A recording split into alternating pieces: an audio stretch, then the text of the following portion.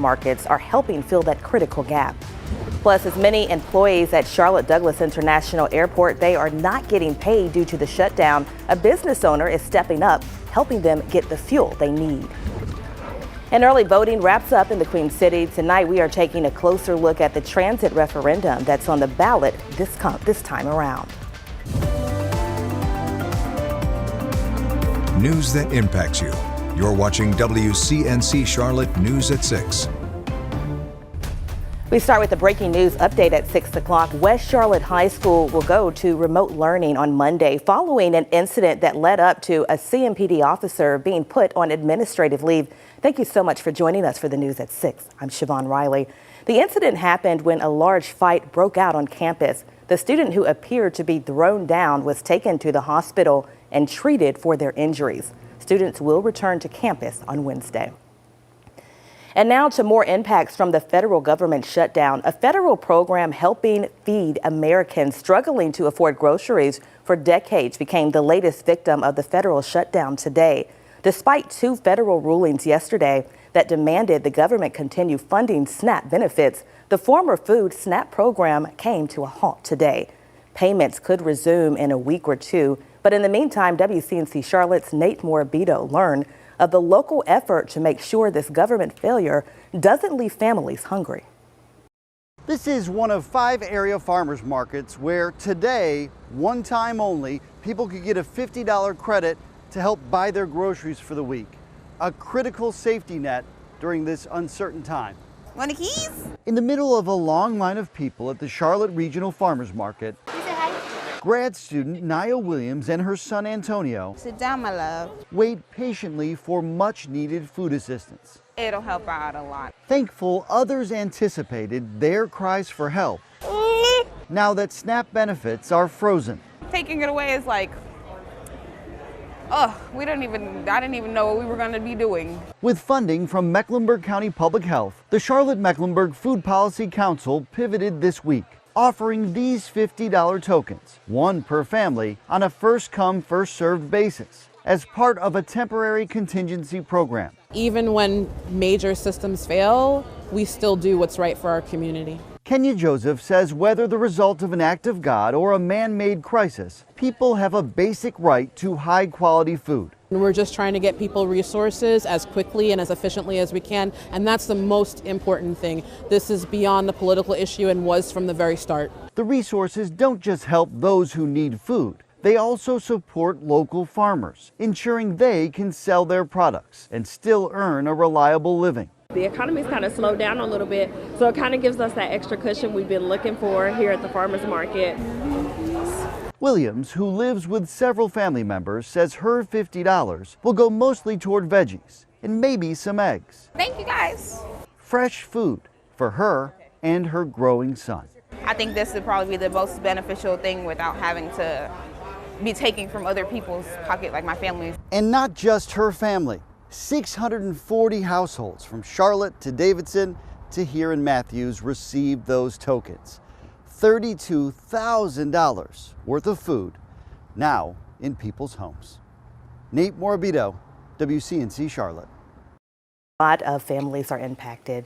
And we are also following other impacts of the government shutdown at Charlotte Douglas International Airport. According to an FAA website last night, Charlotte was among the nation's airspaces operating with limited staffing. Right now, air traffic controllers and TSA officers are working without pay. Transportation Secretary Sean Duffy has warned travelers about more flight disruptions. And right now, travelers are seeing some disruption at Douglas International Airport with more than 100 flights delayed and 4 canceled. And meantime, local business owners, one is stepping up and sending help to airport workers. This morning, the owner of Pumped Up Fuel gave away free gas to TSA and air traffic control employees at Charlotte Douglas. The giveaway happened at the QT on Wilkinson Boulevard near the airport. The owner told us he wanted to do his part to help those who serve. I travel, my family travels, we traveled this past weekend. It is extremely important, and we all see what's going on the news.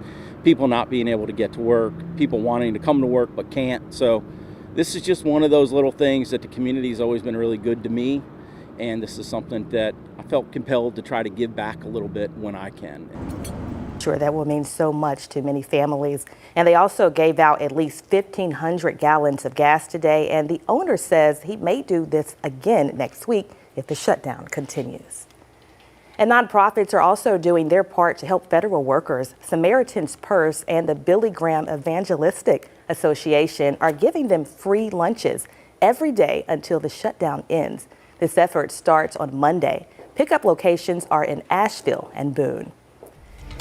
And now let's go get a check of your weather forecast on this Saturday. You are taking a live look at Uptown, courtesy of our view cam. It was a gorgeous day, but with a really chilly start. Meteorologist Brittany Van Voorhees joining us now, letting us know if this cool trend will continue. Brittany? Well, it's not going to be as cold as it was this morning, Siobhan, but we are still going to need some jackets heading out the door tomorrow morning. So this morning, as we talked about last night, was the coldest we have seen in Charlotte since April 13th of 2025. So well over 6 months since we were this chilly. We got down to 37 at Charlotte Douglas, and you can see a few spots even getting close to the freezing mark. Now, if you're in the metro, we've seen a lot of pictures sent in. There was some patchy frost on folks' roofs, but not really making it to the ground. And that, again, pretty much expected when we talk about patchy versus widespread frost. But there are plenty of spots like Lincoln County, Gaston County over toward Hickory, Statesville, even Morganton dropping to around 30, Albemarle at 32. That saw that light freeze, which means we are going to be closer and closer over the next few weeks to the growing season ending. It won't happen immediately like up in the mountains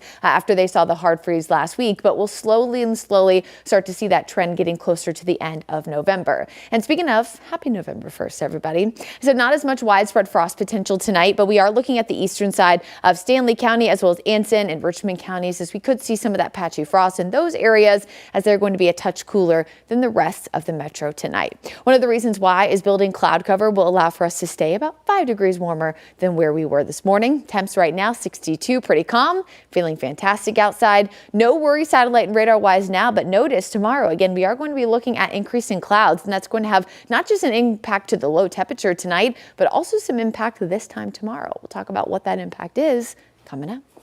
All right, thank you, Brittany. And just hours ago, family and friends honored the 4-year-old boy who was shot and killed while sleeping in bed. A vigil for Jace Edwards was held this afternoon at Marshall Park last month. Now, Jace was shot and killed while sleeping in his grandmother's Steel Creek home. Investigators say suspects were trying to steal a car outside and fired shots during the robbery. And developing now, we are working to bring you more details after a woman was shot and killed overnight. CMPD says this happened just after midnight on Old Plank Road near Brookshire Boulevard in North Charlotte. Officers are urging anyone with information to come forward. And that was one of the 3 overnight shootings reported in the Queen City. Medic tells us there were also 2 separate shootings on Penninger Circle in University City and Carson Boulevard in South End. Meantime, a 13-year-old was killed by deputies in eastern North Carolina after authorities say he was killed. He also killed his grandmother. Carly Haynes has more on the tragic turn of events. A new investigation into a deadly shooting when deputies tried arresting a teen wanted for murder. It happened around these woods Thursday afternoon. The Lee County Sheriff's Office says a deputy shot a 13-year-old suspect after the boy charged at them with a 2x4 piece of lumber. He died from his injuries. It stemmed from an alarming discovery in Hope County hours earlier. That's where investigators found the suspect's grandmother dead inside this home after a welfare check. Deputies say she had been violently murdered. And I'm like, it's hard to believe, you know. Neighbors say 68-year-old Connie Lennon lived in the home with her 2 grandchildren. The kids seemed like decent kids. She took care of them. They were friendly just like she was. Deputies identified her 13-year-old as the suspect, an incident that stretched 2 counties and now multiple investigations. And today was the last day of early voting in the Mecklenburg County municipal elections. As you can see, folks were lined up in Uptown to cast their vote. One of the major items on the ballot, a referendum where voters will decide if the sales tax should see a slight increase to fund transit projects. Now, we have been hearing from folks on both sides of the debate sharing why they support the measure or are against it. I just can't vote for increasing. I mean, there's a lot of things that the community needs. I mean, you know, we need better mental health services. We need better focus on homelessness. We need better focus on drug addiction and things like that. And a reminder, Election Day is on Tuesday. And South Carolina Representative Nancy Mace is accused of berating police officers at the Charleston airport. According to a police report, Mace was, quote, very irate with airport police after the security escort was delayed Thursday morning. The Congresswoman is currently running for South Carolina governor. Mace said she did complain to the airport because she's concerned about the safety amid recent death threats. And as Charlotte FC fought to keep their season alive in New York, their fans packed the Carolina Theater in Uptown watching the drama unfold. The team hosted its official watch party during the game this afternoon. Miles Harris will have much more on the results and the thriller ahead in sports. And right after the break, see how a local sorority is helping parents find the right balance to support their families. And we've been getting a lot of questions. Now that it's November, when is the average peak fall color here in the Piedmont? Well, normally between about November 5th to 10th. So will the weather over the next few weeks be great for leaf peeping here in the Queen City? Forecast is coming up.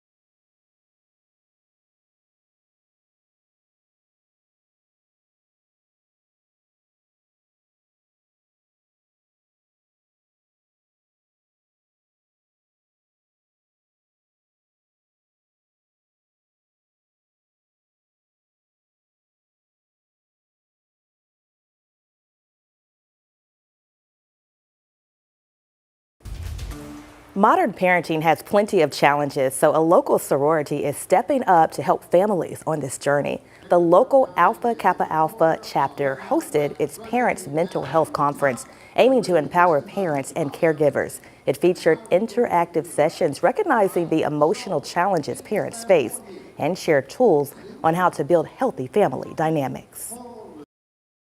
One of our program platforms is to empower our families, and so we're trying to give parents the tools they need to take care of themselves and empower them to be better parents to their children. And the event was free to attend.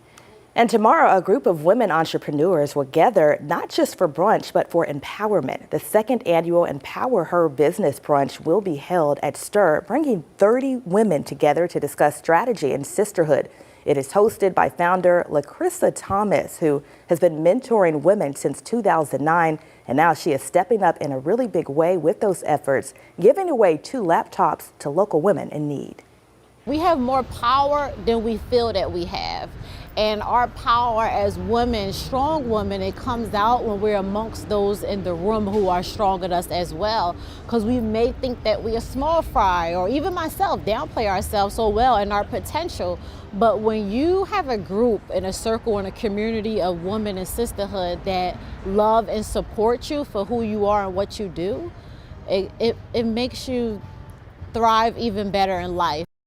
Amazing work she is doing, and you can find more details about the event and Empower Hers community effort on WCNC.com. And the Biltmore Estate is already thinking ahead to Christmas. It kicked off the holiday season with the annual raising of the banquet hall Christmas tree. Itani McMiller shows us the major efforts it took to get the 35-foot tree in place. The most wonderful time of year has begun at the Biltmore Estate. The 130th annual Christmas tree raising signifies the magic of the season. This year's holiday cheer is remarkable after Hurricane Helene hit last year. Thinking back to where we were a year ago and you know, our monument sign having been rebuilt and new trees planted, and it does feel like this Christmas is kind of, we've come so far, and Christmas is just kind of a chance to celebrate that. To give guests a unique experience and extra twinkle in their eye, Biltmore's floor manager Lizzie Witcher says they're looking back to 1895. That's George Washington Vanderbilt's first Christmas at the house. My favorite is there's a little hidden lobster. We know at that first Christmas, George ordered fish for 50 people twice a week for 2 weeks. Let's bring it up. Planning for Christmas at Biltmore began last year because Witcher says each room tells a different story, including the banquet hall where the 35-foot and 2,500-pound tree is now displayed. Okay, let's ease it up, guys. All right, pull. This is the last tree to go up and took about 40 people to get it inside and placed just right. It comes around the winter garden and into the banquet hall. That's the hardest part right there, as it squeezes through those doors at an angle. The trees purchased from the family-owned business Andrews Tree Farm and Nursery vary in size each year. This 30-year-old tree has a base that is a bit smaller compared to past years. And then the next one may be a little bit bigger, and so it just depends on what he finds, what he likes, and what he brings us. Now that the tree is up, there's just 2 days left to put on the finishing touches before the public gets to experience the traditions and customs of a true Biltmore Christmas. When it comes to what we're wanting to achieve is just the magic of Christmas. We want guests to come and feel transported back to 1895, and I think that's what guests are looking for too when they come here. Getting us all excited about Christmas. And now here is a look at your weather forecast, Brittany. We got a taste of winter weather this morning, but the afternoon was just so beautiful. How's Sunday shaping up? I would say that Sunday is going to be about 5 degrees warmer in the morning, so not nearly as cold, but we are going to start to see some changes. And they're not bad changes necessarily, but we are going to see increasing clouds throughout the day. And so one of those reasons why we're not as cold tonight is because of that same cloud cover. So gorgeous weather here you can see from Monroe to Dallas, Lake Norman, and Charlotte. With some clouds already starting to mix in, you're going to see a really, really vibrant sunrise tonight. And as we know, it's happening soon, within the next 30 minutes. And remember, folks, this will be the last time we see this time sunrise until March, because tonight is the night that we fall back. So don't forget to change those clocks before you go to bed. Remember, anything connected to Wi-Fi, like your Alexa, your phone, things of that nature, will do it automatically, but maybe the kitchen stove, things like that, the microwave might have to be done, of course, manually. Again, before you go to bed is preferred, so you're not an hour early to everything on Sunday morning. Temperatures tonight, again, compared to last night, about 5 degrees warmer. We're in the lower 40s here in the Charlotte area, but notice a few spots likely still in the upper 30s, so there is still a small chance of patchy frost, but that'll be mainly east of I-77. So tonight before you go to bed is ideal. The official clock change will happen at 2 a.m. and this is a very niche thing to point out, but I'm going to point it out anyway. If you are someone who gets up excessively early for work, so maybe you work in news, maybe you have an overnight shift, you know, my sister's a nurse, so maybe you're an overnight nurse. If you set your alarm between 1:59 a.m. and 3 o'clock, it will not go off. I've actually had friends deal with this before because your phone, if you're using that as an alarm clock, will essentially jump the hour and it will skip the alarm clock. So again, if you set an alarm essentially from 2 a.m. to 2:59, make sure you're setting one beforehand so you can kind of set that up in advance. Cool. All right, I'm glad we heard about that. I almost forget to remind people of this every single year. So turning the clocks back, number one, this is also a good time of year to test your smoke alarms and make sure that those batteries are good to go. It's also a good reminder to check the expiration date on your fire extinguisher. Normally we associate this with daylight saving time ending and beginning because that means that you're checking it consistently every 6 months or so, which is preferred. Extra hour of sleep, yes, happens since we are falling back, but remember, we're not losing daylight. We're just adjusting the clocks earlier by an hour. The natural daylight loss is minimal and it happens day by day because of the Earth's rotation around the sun and the fact that we're on an axis of 23.5 degrees. Satellite radar locally across the metro, again, looks pretty nice now, but we are going to see those increasing clouds tomorrow. This will bring in a chance for rain, but this will be much, much later in the day. And so I do think most of our daylight hours are going to be good. And if you notice this time frame here, this is 5 o'clock. And at this point, tomorrow, remember, sunset happens at 5:27. So again, this would be very, very close to sunset that we'll see the small chance for rain, mainly east of I-77, but a few showers could whip around to the Piedmont closer to 7 and 8. So again, most of this is happening while the sun has already gone down. We'll continue through early Monday morning. So morning commute could be a bit messy at times, but again, it's not a substantial chance of rain by any stretch of the imagination. And we will pick up maybe at a maximum another 1/4 inch to 1/2 inch, but that's going to be the exception, not the rule. Again, highest chances along and east of I-77. In fact, you can see places like Raleigh, Southern Pines, Fayetteville could get close to an inch with this weak system passing by. Here's your Jerry Hunt Supercenter 7-day forecast. After Monday morning's rain, the rest of the week looks fantastic, and these cool nights and warm afternoons will set up perfectly for peak fall color over the next 2 weeks here in the Queen City. We're in the upper 60s to near 70 Tuesday through the end of the weekend. Not a bad forecast at all. Thanks, Brittany. And the Panthers are switching things up at running back. A new rotation plan could change how much we see Rico Dowdle and Chu Hubbard. We're going to have that after the break.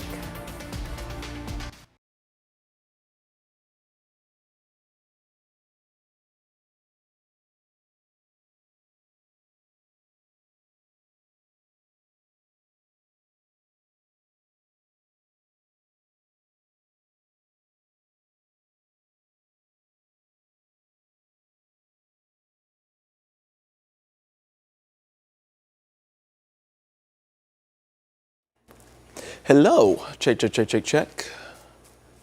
Awesome. Did your Canes play today? Dang. Okay, I saw something on CNN, so I was like, I think they played earlier. Did they, brother? I feel you.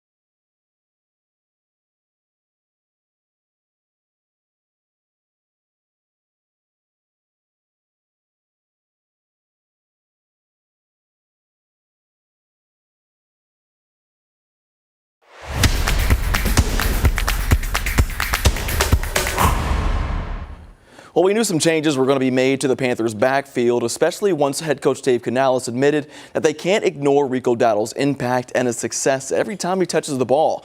Well, this week we're actually getting more of that insight as Canales hinted that a change would come Sunday, and we're getting a better idea of what that change means. That means that they're actually riding with that hot hand. So it's sounding like Rico Dowdle will get the start and be starting at Lambeau Field and even getting a bulk of the carries. Now this change comes as Carolina is getting set to take on one of the best run defenses in the entire league. Now Chuba Hubbard is still expected to be a part of the offense, but the numbers suggest that leaning on Rico is the right move here. Now while Chuba is averaging just under or just just over 3.5 yards a carry. Dowdle is averaging nearly 6. Now, Canales talked about how these two pros have been handling the rotation so far this season. Just work, just hard work, and that's what we count on. We count on all those guys, Trevor included, when they get in there, that we can count on them, whether it's in the run game, whether it's in pass protection or running routes, just everything you got, every single play. And that's the mentality this group has. I love that room. Bernie does a great job with those guys, getting them ready, taking care of the ball first and foremost, and running with violence. Everything they do, I ask them to do it with violence. And that's what we want to see out of the guys, and that's what they showed this week. And speaking on some of those changes, here's a few adjustments that the Panthers have made ahead of Sunday. So the team, they activated guard Chandler Zavala from IR, who was originally listed as questionable for this game, but now he does not even have an injury designation, meaning that he will play. And they also elevated Jeremiah Moon from the practice squad to the active roster for game day. Well, it took more than 90 minutes to decide this one between Charlotte FC and New York City FC, and Charlotte's the one standing tall on this one in their season. It lives on. Charlotte winning a shootout here as Kalina, he makes a save, and a clutch save at that, when they win 7-6. Now the decider will actually be played here back at home, so game 3 is going to be at Bank of America Stadium on Friday night. And we'll, of course, have the highlights for you guys later on at 11 o'clock, but definitely a nail-biter in this one. We got a chance to watch the last bit of this game. Us and our coworker Matthew was very, very excited, maybe biting on a couple of nails too much, but good to see them bring the last one back home at home for game 3. Yeah, that's amazing. Yeah. And this forecast, it's cold in the morning, but not too bad once the afternoon gets here. Yeah, very typical for November. Yesterday, or at least this morning, I guess, probably felt a little bit more like even winter time. We are going to see a small change in that long-range forecast. It's going to be a little bit warmer this week. But remember, the average lows and highs right now are 60s and 40s. So when you say warmer, it could mean 50s and 70s or just a few degrees higher than that. But again, that's the big shift as we go into this work week. Only chance of rain we have is tomorrow night. So we'll be, of course, tracking that probably right here at 6 o'clock on WCNC Plus. But don't forget, if you're watching now and you won't be awake at 11, change those clocks back an hour before you go to bed. Getting an extra hour of sleep tonight, but we are falling back, meaning we're going back to standard time. I love getting that extra hour. I do too. I just hate losing the hours. Yeah, I know. At least I can make it to church on time. Exactly. Yeah. That does it for us at 6 o'clock. We'll see you again here after the game.